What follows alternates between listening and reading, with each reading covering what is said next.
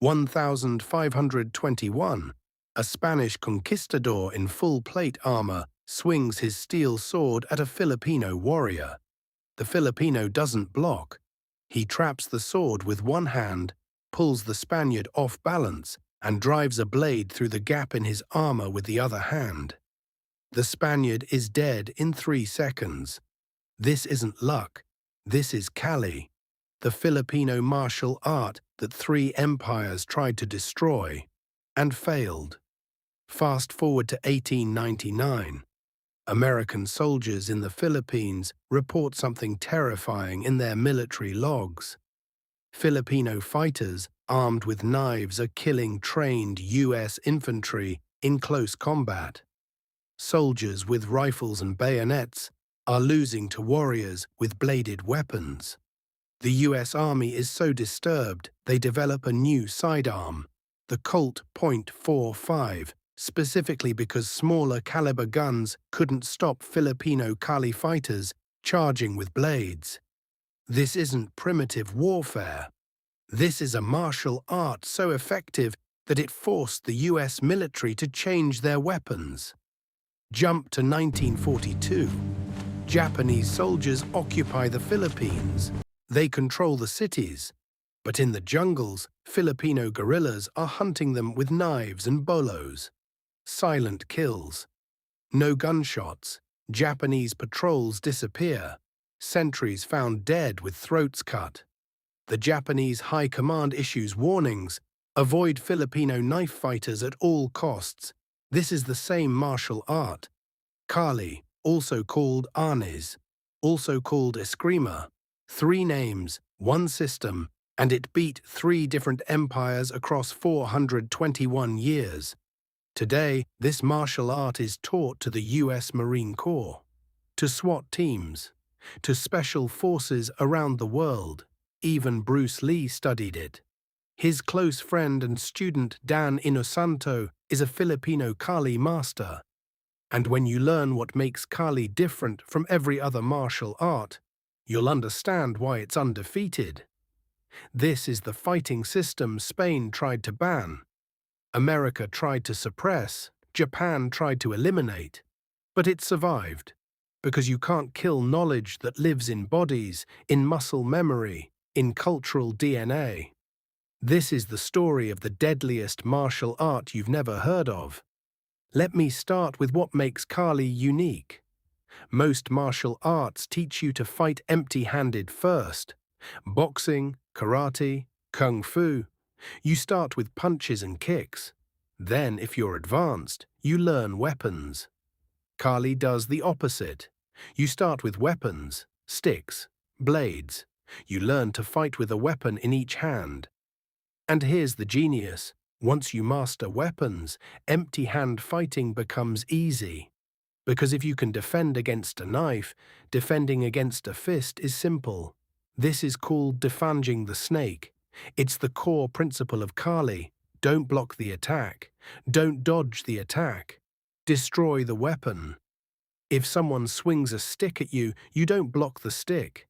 You hit their hand, break their fingers, shatter their wrist, disarm them before they can hurt you. If someone swings a knife, you don't try to grab the blade. You strike their arm, cut their tendons, make the weapon drop. In Kali, the goal isn't to survive an attack. It's to make sure your opponent can't attack again. Now let's talk about the 2-weapon system. Kali fighters use 2 weapons simultaneously. A long weapon in one hand, a short weapon in the other. Or 2 identical weapons. Or a weapon and a shield. This creates what military strategists call overwhelming offense. Your opponent has to defend against 2 angles of attack at once. While they block one weapon, the other one is already striking. There's no recovery time, no pause, constant pressure, constant attack. And here's where it gets beautiful. The 2 weapons don't fight independently, they work together. One weapon creates an opening, the other exploits it. Like a boxer's jab-cross combination, but with blades. The right hand attacks high, forcing your opponent to raise their guard. The left hand attacks low, slicing the exposed ribs. Or vice versa, it's a chess game played at combat speed. And Filipinos have been perfecting this for over 1,000 years. But Kali isn't just about weapons. It's about ranges. Kali teaches you to fight at every distance, long range with sticks or swords, medium range with punches and elbows, close range with knees, headbutts, and grappling, ground fighting with locks and chokes, and the transitions between ranges are seamless. You start with a stick at long range. Your opponent closes the distance. You switch to elbow strikes. They grab you. You transition to joint locks. You drop them. You finish on the ground. All in one fluid sequence. This is why Kali destroyed Spanish conquistadors. Spanish swordsmanship was designed for duels. One-on-one combat. Honor rules. Stand and fight. But Kali was designed for war, battlefield chaos, multiple opponents, no rules. When a Spanish soldier swung his heavy longsword, a Kali fighter would step inside his guard with two weapons. One weapon trapped the sword, the other struck the Spaniard's neck, face, or hands. The Spaniard was dead before his sword completed the swing, and the Spanish knew this. Colonial records from the 1590s describe Filipino sword fighters as devilishly skilled with blades. Spanish priests reported that Filipino warriors could wield two swords with such speed that the eye cannot follow. And the Spanish solution: ban it. In 1764, Spain officially prohibited the practice of Kali. Anyone caught training could be imprisoned or executed. Spain tried to erase Kali the same way they erased Baybayin script, through force and fear. But Kali didn't die. It went underground. Filipinos disguised it as dance. They created what we now call the Sinulog and other folk dances. The movements look like celebration, stick-clicking patterns that seem decorative. But every movement is a strike, every spin is a dodge, every step is footwork. Filipino communities passed Kali down through dance performances for 200 years. The Spanish watched and thought it was harmless culture. They had no idea Filipinos were training warriors right in front of them.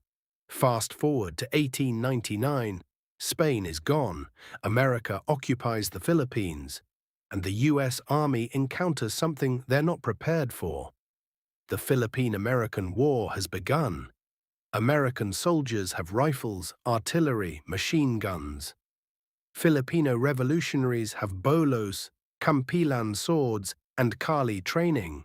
And in close-quarters jungle combat, the Filipinos are winning. US military reports from 1899 to 1902 document this. Quote, "The natives show remarkable skill with edged weapons.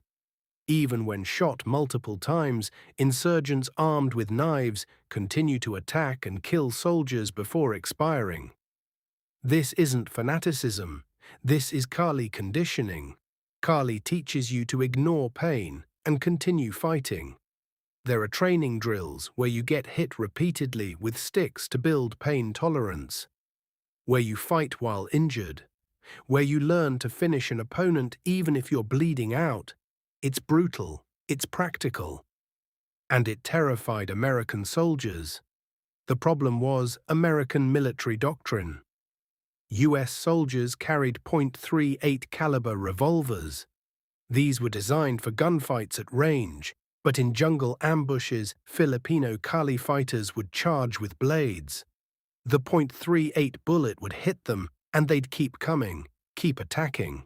And by the time the soldier could fire again, the blade was already at his throat. American casualties from blade attacks were so high that the military held an emergency review. The result? The Colt M1911 pistol chambered in .45 caliber. This is documented history. The US Army invented a more powerful handgun, specifically because Filipino Kali fighters were too deadly with knives. The .45 bullet had enough stopping power to drop a charging attacker. This weapon became standard US military issue for the next 75 years, all because of Filipino martial arts. But America didn't just develop new weapons, they also tried to suppress Kali. The US colonial government banned native weapons training in schools. They promoted Western sports like baseball and basketball to replace traditional martial arts. They wanted Filipinos to forget the fighting system that made them so dangerous. And it partially worked. By the 1930s, Kali was rare in cities.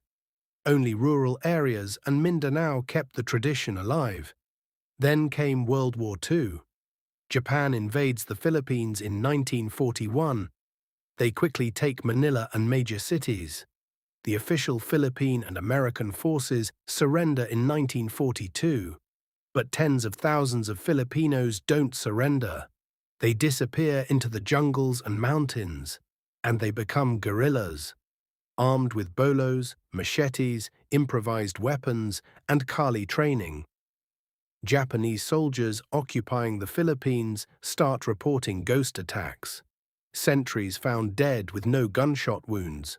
Patrols that vanish. Supply convoys ambushed at night.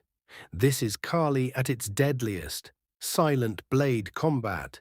Filipino guerrillas would infiltrate Japanese camps, kill sentries with knife strikes to the throat or heart, and disappear before anyone noticed. Japanese military logs from 1942 to 1945 reference native knife fighters with extreme caution.